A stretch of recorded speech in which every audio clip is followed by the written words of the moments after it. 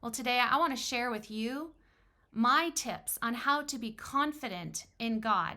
And there are two things that we can cultivate in our life that make confiding in Him and making Him our confidence easier. Because I believe firmly that when we make our confidence in God, we flourish, we have a firm inward peace that cannot be moved, and we bear fruit.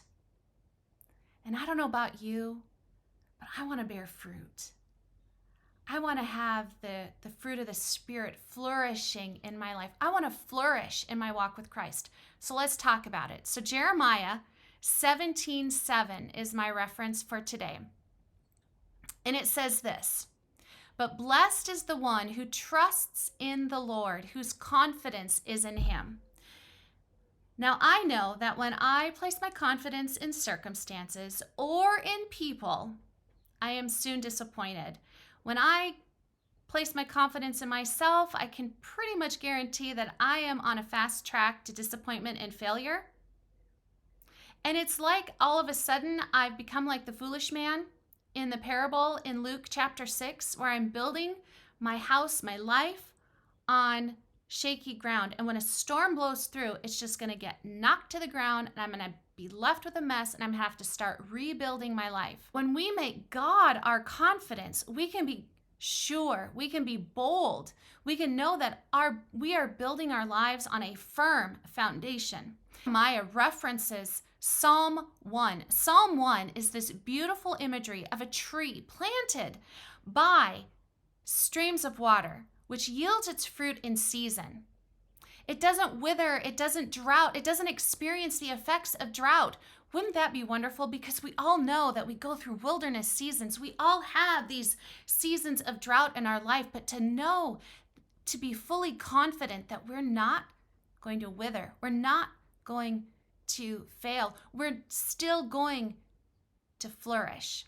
We can have that confidence. And then Psalm 1 contrasts what happens when we make our trust in people and circumstances. They're like chaff that is blown away. In fact, the Bedouin refer to a tree called cursed lemon. Now, this is a tree that is found in desert saltlands. It grows and its fruit looks healthy and abundant. But when you pick that fruit and you cut it open, it's hollow, it's filled with dust, cobwebs, and the pit is dry. It has no life left in it. I want to be like that tree that flourishes. I want to have a firm inward peace that isn't shaken when I receive bad news, that another friend is suffering from a devastating health circumstance, that my personal struggles, I seem to be dealing with them over and over again. But God is faithful, and He points our eyes to Him. So what are the two steps that we can do to build our confidence in Him? Number one, we can refer ourselves to God. Now, refer has many meanings, but in this instance, we are going to direct our attention to Him for information, for anything that's required of us, whether it's through an attitude to put on or an attitude to put off, a thought pattern to leave behind or a thought pattern to develop. And then secondly, we're going to learn to rest in God.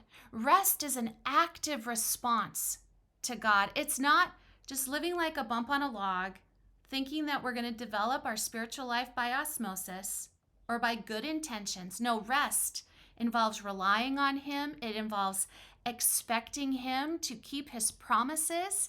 It involves making Him sufficient. His grace is sufficient. And then the big T word, we trust Him. And trust is bold confidence in our Lord. So today, I want you to know that if you place your confidence in God, I can guarantee you that you will flourish, you will have a firm inward peace, and you will be fruitful. And in order to have those three wonderful benefits, you need to refer yourself to Him, and you need to rest in Him.